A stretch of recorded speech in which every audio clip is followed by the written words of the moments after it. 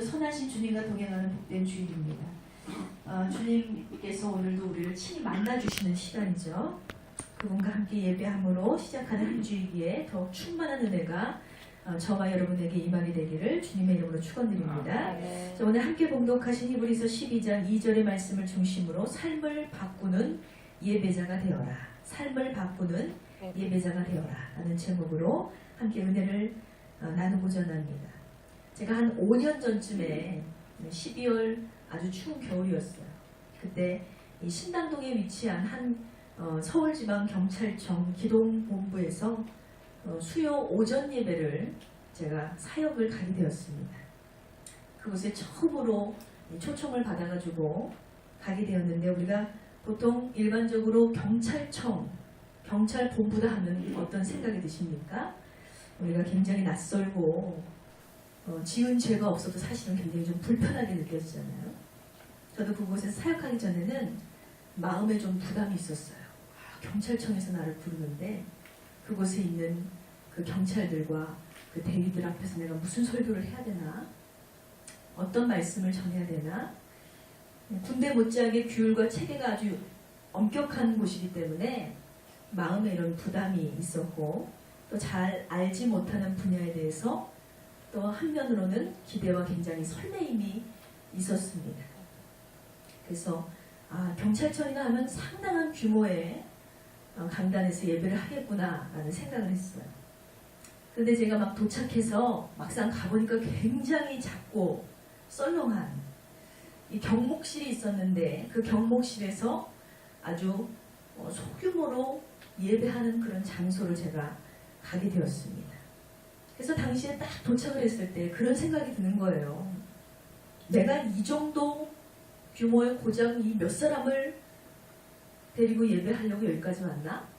이런 생각이 잠깐 스치는 것입니다.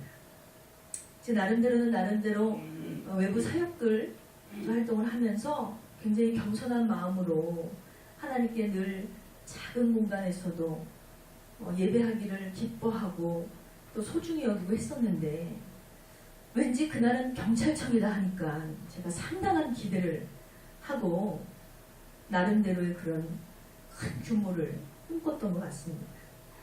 그래서 그런 교만한 생각이 얼핏 들었는데, 제가 설교를 시작하기 전에 어느 한 40대 정도 되시는 여자 목사님께서 나오셔서 기타를 들고 연주를 하시면서 혼자 찬양 인도를 하셨습니다. 그곳을 섬기시는 부목사님이셨는데 한 20분가량 찬양 인도를 하셨어요. 그런데 정말 열정적으로 하시는 거예요. 이 찬양 인도를 할 때마다 사람이 몇 명 되지 않았습니다. 근데 마치 이 목사님이 찬양하시는 것은 아주 대형 집회에서 대형 교회에서 수천 명을 모아놓고 찬양하는 것처럼 굉장히 열정적으로 혼신을 다해서 그렇게 찬양하시는 모습이 얼마나 은혜가 넘쳤는지 모릅니다. 저는 그분을 바라보면서 생각을 했어요. 와, 정말 프로답구나. 그리고 저 자신을 바라보게 되었습니다. 과연 나는 누구 때문에 설교를 하는가? 여러분, 연주가들에게 있어서 사실은 굉장히 중요한 것은 우리가 얼마나 많은 청중을 앞에 두고 연주를 하느냐가 중요한 것이 아니라, 소중한 한 사람이 앞에 있다면 그 소중한 사람이 그 연주를 듣는 것이 매우 중요합니다. 옛날에도 궁전에서 왕 한 사람을 위해서 수종을 듣는 사람들이 있었어요. 많은 사람들이 왕 한 사람 때문에 요리를 하고, 한 사람 때문에 이발을 하고, 한 사람 때문에 물을 받고, 한 사람 때문에 말을 가고, 그렇게 왕의 손과 발이 되었을 사람들이 있었습니다. 그리고 지금도 대통령 한 사람을 위해서 연주를 하는 그런 사람들이 있습니다. 그들이 신경 쓰는 것은 여러분 과연 숫자일까요? 숫자가 아니겠죠. 대통령 한 사람을 위해서요. 왕 한 사람을 위해서입니다. 그 순간 저는 이런 깨달음을 주시는 하나님의 은혜를 맛보았습니다. 내가 여기 온 이유가 있구나. 그리고 지금 여기 이 순간에 있는 나와 함께하는 이 예배하는 사람들이 정말 소중한 사람들이구나 라는 그런 깨달음, 교만한 생각과 깨달음이 동시에 임하는 그런 때가 있었습니다. 근데 시간이 되니까 이제 한두 명씩 모여들어서 한 20-30명 정도가 모였어요. 그래서 예배를 이제 시작하고 이렇게 됐는데 경찰 이제 기동대원들이 모이고 그렇게 해서 설교를 딱 시작하는데 또 설교를 시작하니까는 막 갑작스런 긴급 상황으로 출동을 하잖아요. 그래서 열댓 명이 막 나가버려요. 그 와중에 또 다시 소수가 나왔어요. 그 소수의 사람들이 저에게는 얼마나 소중했는지 몰라요. 그리고 그 마음 속에 저 사람들까지 출동을 하면 어떡하지? 이 시간 예배를 함께 드릴 사람들이 없으면 어떡하지? 이런 생각이 드는 거예요. 그러니 그 몇 남지 않은 사람들이 얼마나 소중하게 여겨지는지 그런 생각을 한 적이 있습니다. 여러분, 지금 이 순간 우리도 굉장히 작은 숫자가 모였지만 하나님께서 친히 저와 여러분과 함께 하시고 우리의 예배를 기뻐 받으실 줄 믿습니다. 그때 당시에 제가 이런 그 감정의 기복을 느끼면서 굉장히 열정적으로 어느 때보다 성실하게 설교했던 기억이 납니다. 여러분, 우리를 늘 이 실패자로 만들고 예배에 성공하지 못하게 하는 것이 있다면 바로 눈에 보이는 규모와 사람을 생각하게 된다는 것입니다. 어느 라디오 프로그램에서 교회를 운영하신 한 담임 목사님께서 자신의 개척 초기를 회상하며 글을 남긴 것을 들은 적이 있습니다. 이 목사님이 이 글을 남기시기를 감사합니다 하나님, 프로로 살게 해주셔서 개척 초기에 아내와 어린 두 아들 녀석과 함께 예배드리던 시절 아들이 화장실에 가자며 엄마를 조를 때 엄마는 두 아들을 다 데리고 나갑니다. 그때 홀로 단에 남겨진 나는 우두커니 그들이 오기만을 기다립니다. 그때 알았습니다. 내 설교가 끊어지지 않고 들어주는 한 사람만 있었으면 좋겠다는 것을. 더도 말고 덜도 말고 한 사람만 예배하는 사람이 있었으면 좋겠습니다. 이런 글을 목사님 남기셨어요. 여러분, 교회가 있는 이유는 바로 살아계신 하나님, 그분 앞에 예배를 통해서 영광 돌리기 위해서 있음을 기억하시기 바랍니다.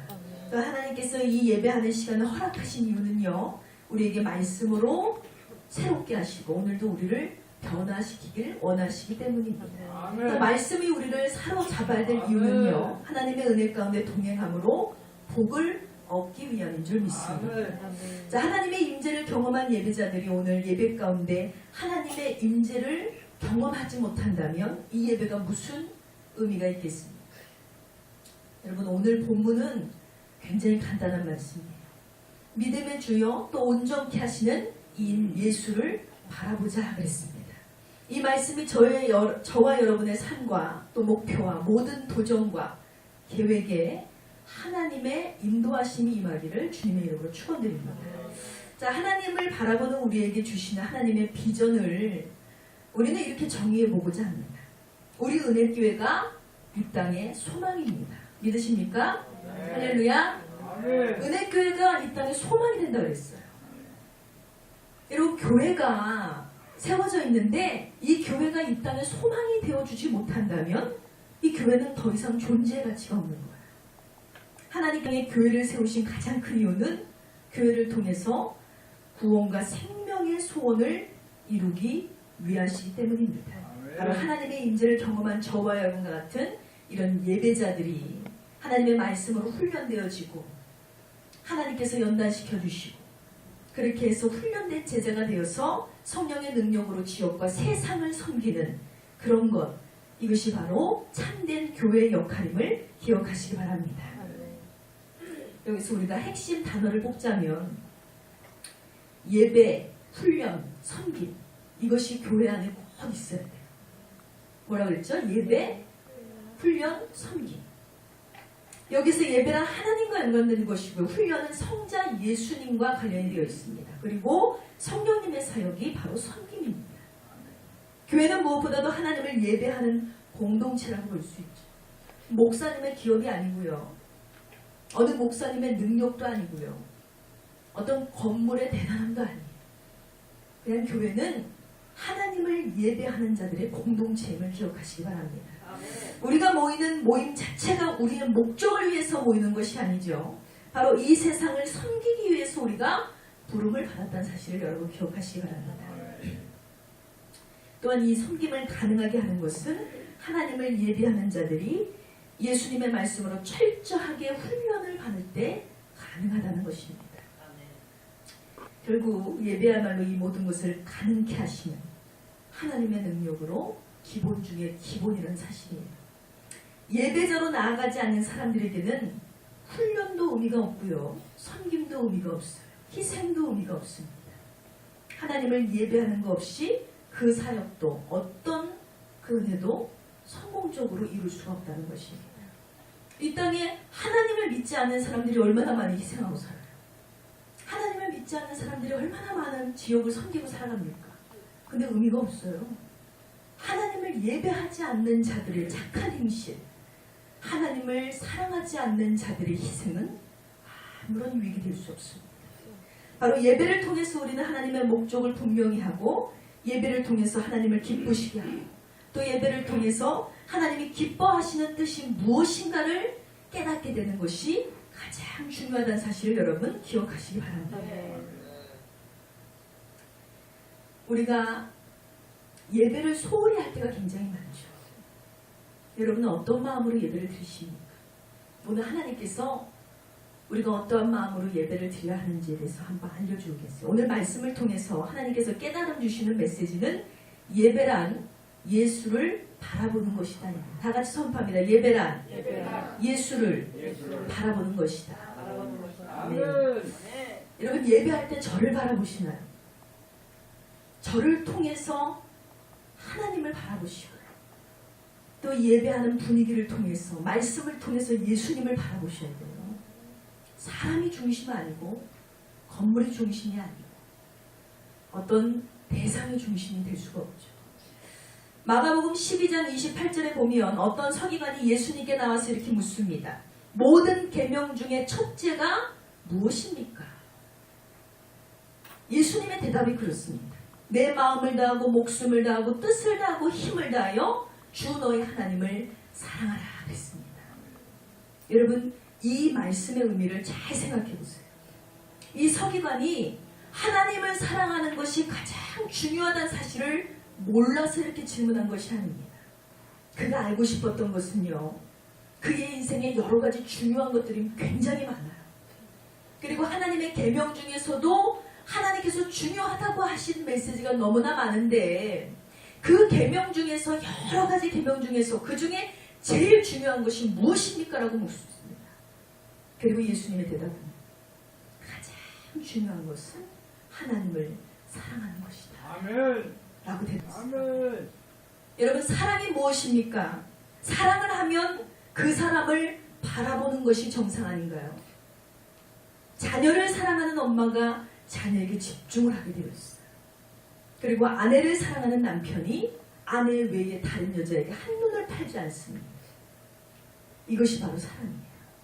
또 믿음이란 무엇입니까? 그 믿음의 대상을 바라보는 것이 바로 믿음이라는 것입니다. 저는 예배를 이렇게 정의하고 싶습니다. 하나님을 사랑하는 자들이 그 사랑 때문에 하나님을 바라보는 순간이 바로 예배하는 것이다. 그래서 예배 가운데 나아가는 자들은 그분의 생각을 알고 그분의 관점을 알고 그분 앞에서 삶을 결단하고 내 삶을 변화시키는 것. 이것이 진정 예배자의 삶임을 기억하시기 바랍니다.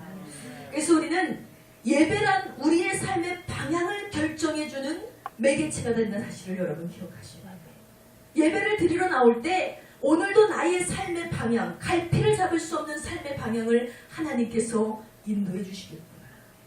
오늘도 한 치 앞을 내다볼 수 없는 나의 삶의 방향을 하나님이 이끌어 주시겠구나. 오늘도 내가 잘못 계획했던 나의 수많은 계획들을 철저히 무너뜨리고 하나님께서 가장 선한 길로 인도해 주시겠구나. 여러분 그분을 바라보고 사는 우리의 인생이 되기 원합니다. 진정한 예배자가 된다는 것은요. 믿음의 주요 온전케 하시는 예수님을 바라보는 삶을 사는 것입니다. 주님을 바라보는 이 방향성을 절대로 잃어버려서는 안 된다는 것입니다. 어떤 아버지와 아들이 등산을 갔어요. 정상을 향해서 가는데 나무가 너무나 빽빽해가지고 이 좀처럼 길을 찾을 수가 없는 거예요. 그래서 아버지는 중간중간마다 자꾸 호주머니에 있는 나침판을 꺼내서 길 안내를 받습니다. 근데 이 아들은 이 나침판을 꺼내들고 그것을 주시하는 아버지가 답답하게 느껴지는 거예요. 이 시간은 자꾸 가는데 아버지는 자꾸 나침판을 올려다 두고 길 방향만 찾고 있어요. 어두워지기 전에 빨리 정상에 올라가야 되는데 아버지가 지체하는 모습을 보고 아들은 답답함을 느꼈습니다. 그래서 아버지에게 말을 해요. 아버지, 빨리 가지 않으면 어두워집니다. 그거 보지 말고 우리 빨리 가요. 산이 깊이 들어갈수록 나무 때문에 방향은 전혀 볼 수가 없었습니다. 이런 불안한 상황에서 아들은 재촉할 수밖에 없었겠죠. 늦은 것 같았지만 결국 나침판을 보면서 부자는 정상에 올랐습니다. 그래서 정상에서 아버지는 아들에게 나침판을 주면서 이렇게 얘기했습니다. 얘야, 시간보다 중요한 것은 방향이야. 우리가 방향을 잘못 잡으면 산속에서 헤매다 죽을 수도 있어. 이런 얘기를 했어요. 이제서야 아들이 아버지에게 자신의 시계를 풀어주면서 이렇게 얘기합니다. 아버지, 제가 스스로 방향을 가늠할 수 있을 때까지 아버지가 제 시계를 맡아주세요. 바로 아들은 더 이상 내가 방향을 바라보지 않고 시간에 초조해하면서 얽매이지 않겠다는 뜻으로 아버지에게 자신의 시계를 맡겼다는 사실입니다. 여러분, 진정한 예배자는 그렇습니다. 하나님의 나침판을 받고 우리의 시계를 풀어 맡기는 것. 이것이 진정 하나님께 예배하는 자의 모습입니다. 요한복음 4장 23절에 보면 하나님께서는 예배하는 자들을 찾으신다라고 말씀하셨습니다. 할렐루야. 하나님은요, 빨리 가는 사람을 원하시는 것이 아니에요. 세상은 빨리빨리 하는 사람을 원해요. 그런데 하나님은 빨리 가는 자를 원하시는 것이 아니라 바로 하나님을 바라보고 가는 사람을 원하신다는 사실입니다. 여러분, 오늘도 얼마나 마음이 조급하셨습니까? 여러분의 소원 때문에, 여러분의 계획 때문에 마음이 막 조급하실 때가 있죠. 오늘도 마음이 막 어두워 침울해지고 낙심되어지고. 그 이유가 뭐예요? 자꾸 시간은 가는데 내 소원이 이루어질 생각이 없는 거예요. 자꾸 시간은 가서 마치 내가 바보처럼 뒤처지고 있는데 내가 원하는 계획대로 내 계획이 이루어지지 않고 있어요. 그러니 마음이 어때요? 불안하고 초조하고 낙심되고 우울합니다. 그 때문에 우리는 어때요? 신앙생활 가운데서도 자꾸 뒤처지게 됩니다. 그런 우리는 이 나침판을 보며 가는 이 아버지를 재촉했던 아들처럼 그렇게 이제는 시계를 풀어야 될 때라는 것입니다. 하나님은 방향을 잡아주길 원하시는데 우리는 방향 말고 뭐가 됐든 뒤죽박죽 빨리빨리만 가게 해달라고 하나님께 재촉을 하고 있는 거예요. 여러분, 과연 여러분의 마음은 어떻습니까? 하나님 빨리요. 빨리 좀 이루어주세요. 하나님 빨리 좀 주세요. 돈도 빨리 주시고 명예도 빨리 주시고 직장도 빨리 주시고 내 배우자도 빨리 주시고 또 우리 가정도 빨리 세워주시고 모든 것을 빨리빨리 하나님. 여러분, 혹시 이런 마음으로 여기에 나오신 분들도 계실 것이고 또 그렇지 않지만 정말 이런 마음 때문에 무거운 발걸음으로 하나님 앞에 나오신 분들도 계실 것입니다. 그러나 여러분, 전능하신 하나님께서는요, 메마른 기도, 형식적인 예배는 절대로 받지 않는다는 사실을 기억하시기 바랍니다. 예배는요, 나의 만족과 유익을 위해서 드리는 것이 아니라 그랬어요. 나의 편리한 방식대로 드리는 것이 예배가 아닙니다. 예배는 하나님을 기쁘시게 하기 위해서 내가 죽는 행위임을 여러분 기억하시기 바랍니다. 이 구약시대의 제사를 보면요, 구약시대의 제사는 어땠어요? 동물을 죽였어요. 사람의 죄를 동물에게 전가를 시켜서 그 동물을 죽임으로 나의 죽음을 대신하는 의식으로 예배를 치렀습니다. 이것은 단순한 죄의 사함뿐만 아니라 내 인격과 내 생각을 동물에게 다 전가했어요. 하나님, 내 계획과 내 인격, 내 생각, 내 마음 다 죽이겠습니다. 그래서 동물을 죽인 거예요. 그것이 바로 하나님 앞에 겸손하게 드려진 예배였다는 것입니다. 그래서 우리는 매우 단순하고, 오늘날의 예배는 어떻습니까? 매우 단순하고 아주 형식적이고 아무렇지도 않게 예배할 때가 있어요. 나는 여전히 살아있으면서 여전히 하나님께 나는 살아있는 존재예요. 내가 죽을 생각이 없어요. 내 생각도 살아있고 내 계획도 살아있고 내 마음도 여전히 옹졸하게 이기적으로 살아있습니다. 그러면서 하나님께 예배해요. 그러니 내 삶이 어떻게 돼요? 변화되지 않습니다. 사실은 여러분, 예배는 매우 진지하고 거룩하게 드려져야 한다는 사실을 여러분 분명히 기억하시기 바랍니다. 요즘 제가 일산의 어떤 몇 교회들을 봤는데, 거기뿐만이 아니겠지만 어떤 교회들을 보니까 참 예배 본질이 변질된 교회들을 많이 보게 됩니다. 우리는 세대를 따라가는 예배당이다 해서, 우리는 청년교회다 해서 예배당을 딱 들어가 보니까 아주 시커매요.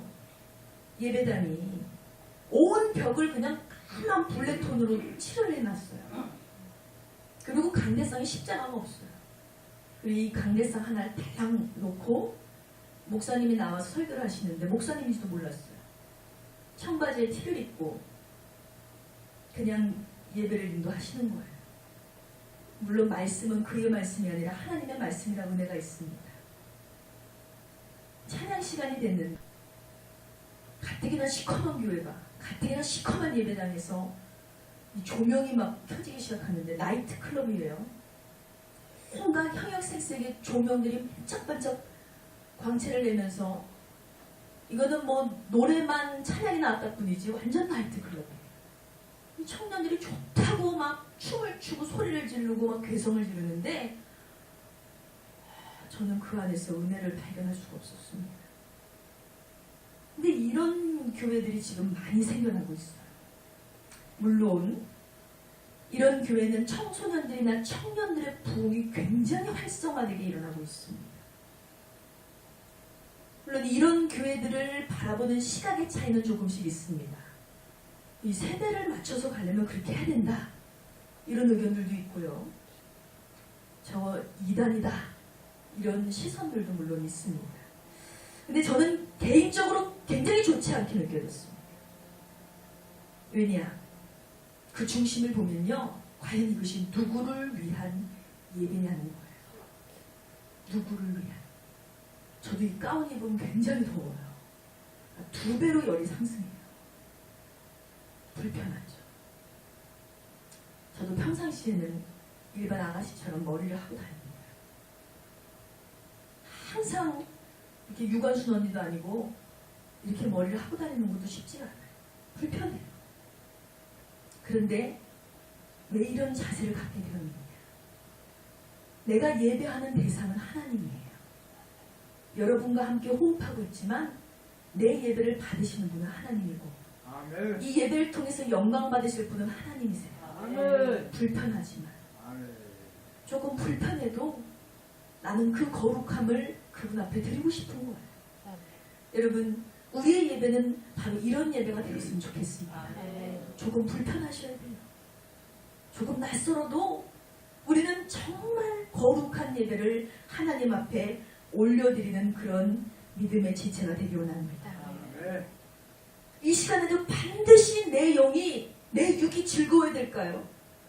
그런 교회들의 중심은 뭐예요? 예배하는 그 순간이라도 하나님께 그 순간을 드릴 수가 없는 거예요. 내 육이 즐거워야 되고, 내 육이 기뻐야 되고, 쾌락을 느껴야 돼요. 그렇기 때문에 조명을 틀고 이 청년들의 비유를 마치고 사람들의 시선에 고정된 그런 예배를 드릴 수밖에 없다는 거예요. 여러분, 우리 은혜교회는 세대와 시대를 비유 맞추는 교회가 되지 않기 원합니다. 우리가 비유 맞출 분은 오직 하나님이십니다. 아멘. 오직 예배를 통해서 영광 받으실 분은 여호와 하나님이라는 사실을 기억하시기 바랍니다. 그분이 거룩하니 우리도 거룩해야 해. 아멘. 내가 거룩하니 너희도 거룩하라 말씀하셨잖아요. 그러므로 예배하는 이 순간 우리의 모든 자아를 내려놓고 생각을 내려놓고 주님의 음성과 그 뜻을 그 이끄심을 느끼고 바라보고 경험하는 저와 여러분 되시기를 주님의 이름으로 축원드립니다. 자, 예배는요 여러분 다시 할 수가 없어요. 요즘 TV를 보면 재방송이 많잖아요. 근데 예배는 생중계예요. 생방송입니다. 지금 이 순간 여러분이 예배하는 이 순간 이것은 다시 재생할 수가 없다는 것입니다. 그러니까 뭐예요? 예배는 순간, 예배하는 그 순간이 가장 치열한 영적 싸움이에요.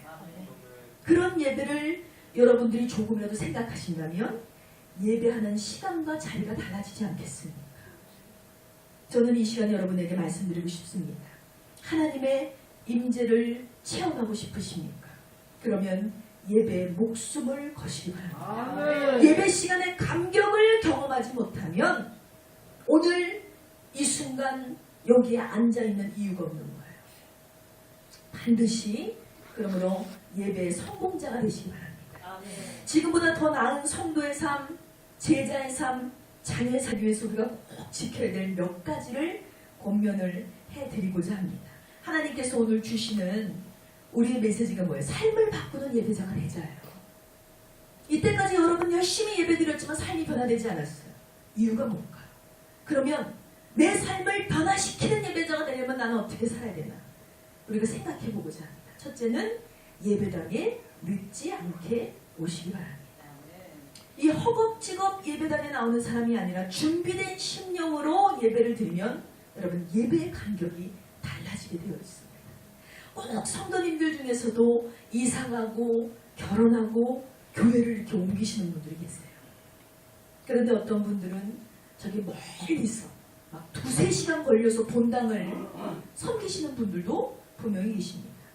저희 남편도 사역자라서 지금 왕십리에서 사역을 하고 있는데 남편이 심호하는 그 교회는 한 60명 정도의 성도가 있어요. 거기도 대형교회는 아니지만 이 60명의 성도들이 얼마나 예배로 뭉쳐있고 연합되어 있는지 거기 계신 분들의 대다수가 그 동네에 살지 않아요.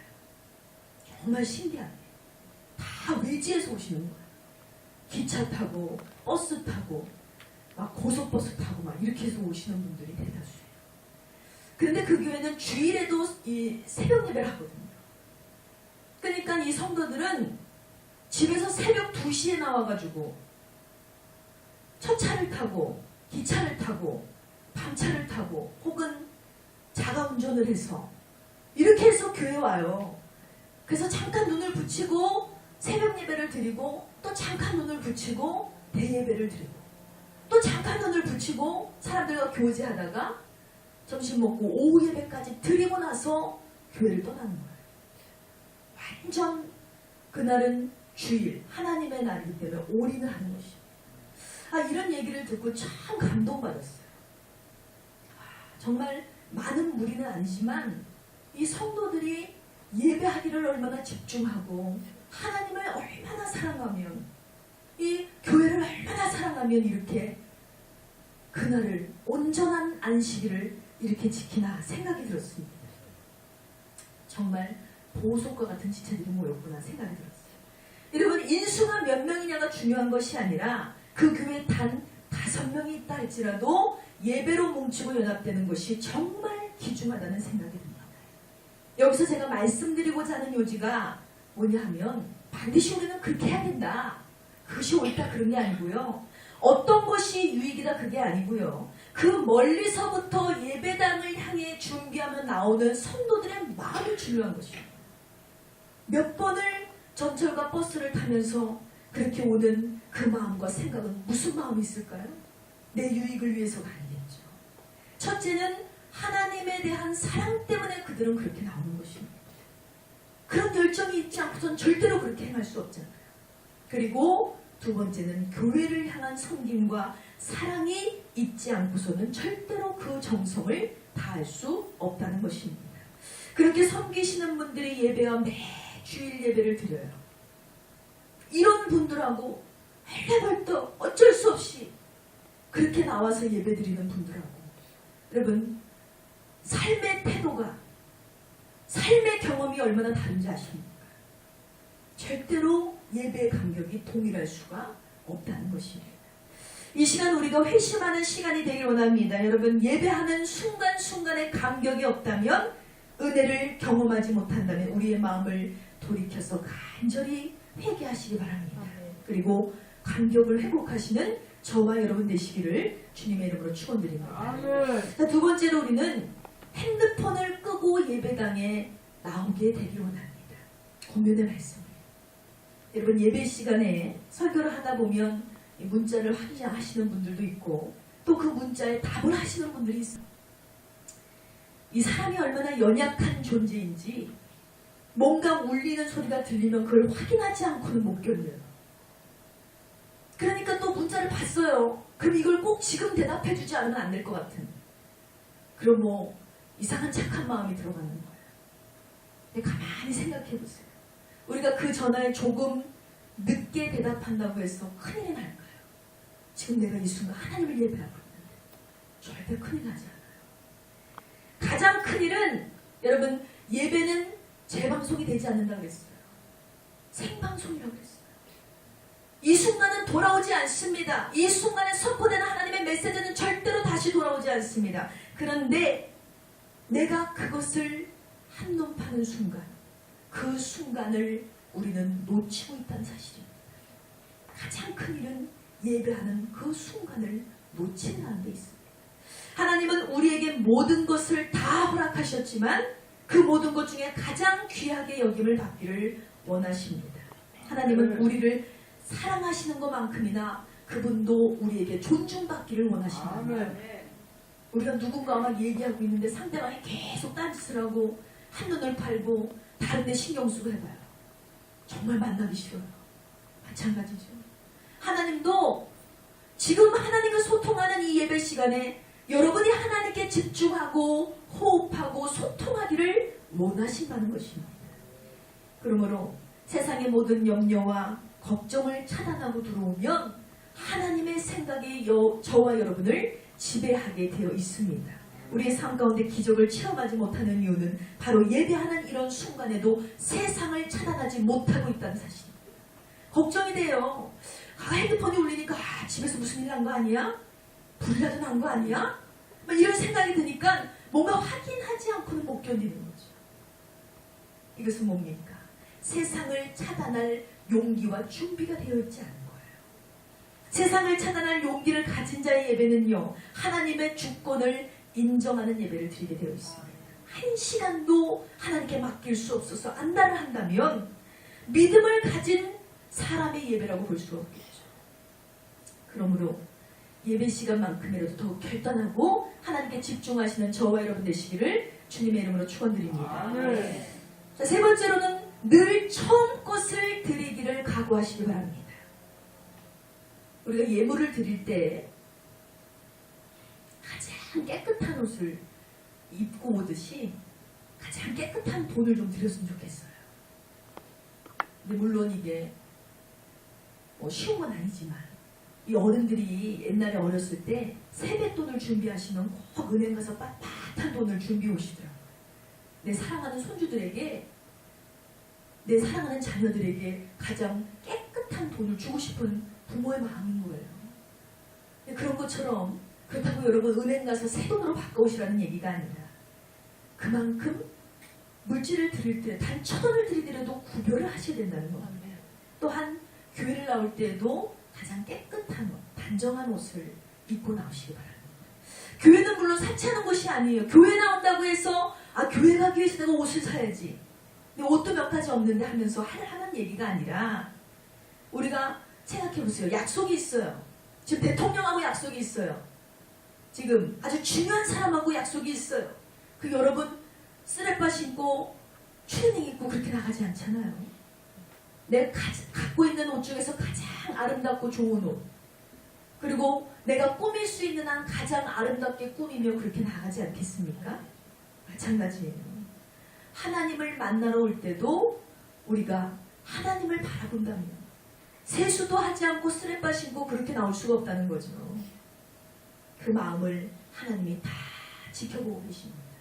그러므로 하나님께 가장 좋은 모습으로 예배하기를 힘쓰는 저와 여러분이 합니다. 또한 주일 전날은 예배 방해가 되는 행위들을 삼가해 주시기 바랍니다. 즉 예배를 가로막는 일들을 주의하라는 거예요. 이 청년들이 가장 많은 미혹을 당하는 게 뭐냐면 주말이잖아요. 불금이라고 해서 금요일부터 어디 여행을 떠나요. 가장 많은 미혹 받습니다. 또 직장에 갑자기 주말에도 일이 생길 때가 있고, 또 친인척들이 갑자기 찾아와서 그 때문에 예배를 못 드린다고 하시는 분들이 있어요.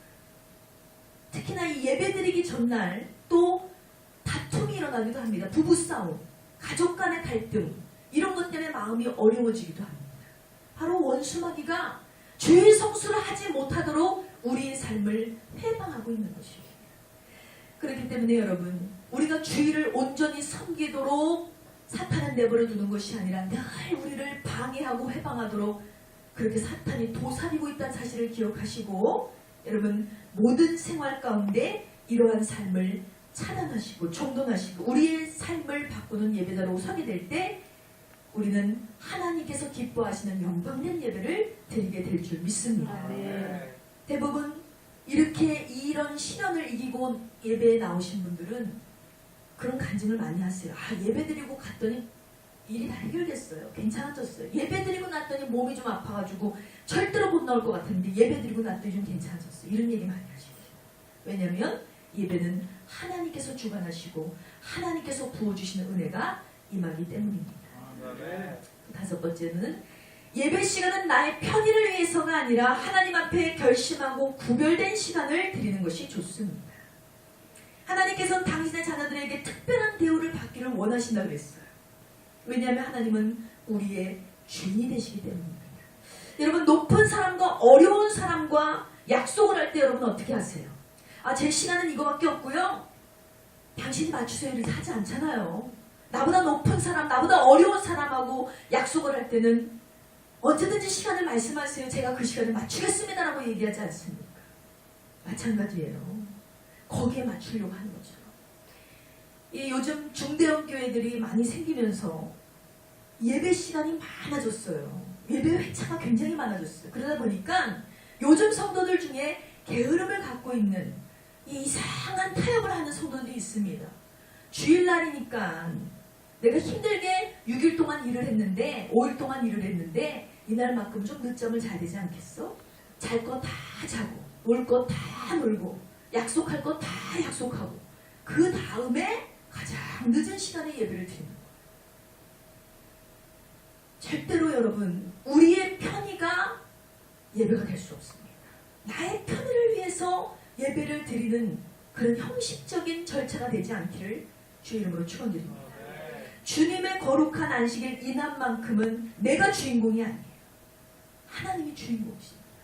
그러므로 나의 중심과 나의 모든 것을 먼저 하나님께 드리는 그런 안식일이 되기를 주의 이름으로 축원드립니다.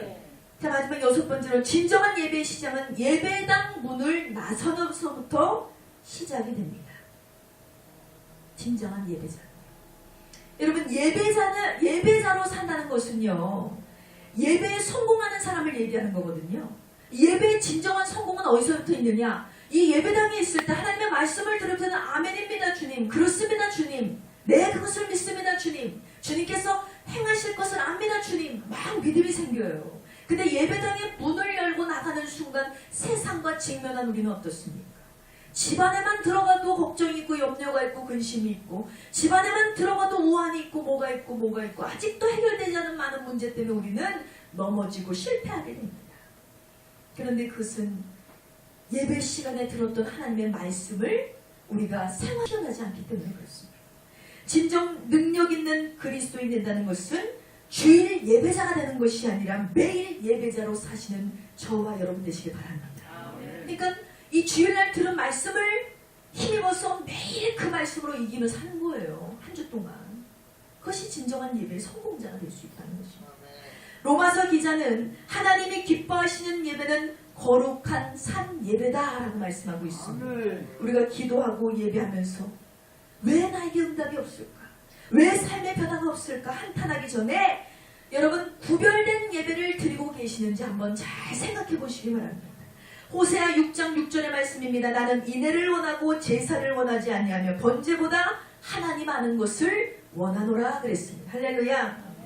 여러분 이 자리에 나오실 때는요, 제사가 목적이 돼서는 안 돼요. 하나님께 예배하는 것 자체, 거기에 만족을 누리시면 안 된다는 거예요.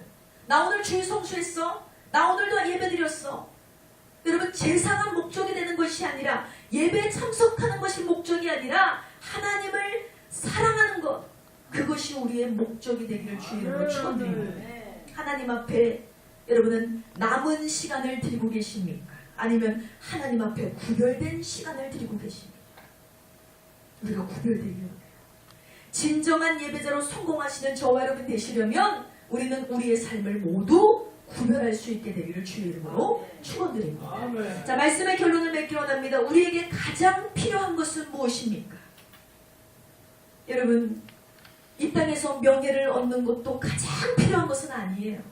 이 땅에서 지식을 얻는 것도 우리에게 가장 필요한 것이 아닙니다. 물론 소유도 중요하고 돈도 중요하고 차도 중요하고 다 중요해요. 자녀도 중요하고 다 중요합니다.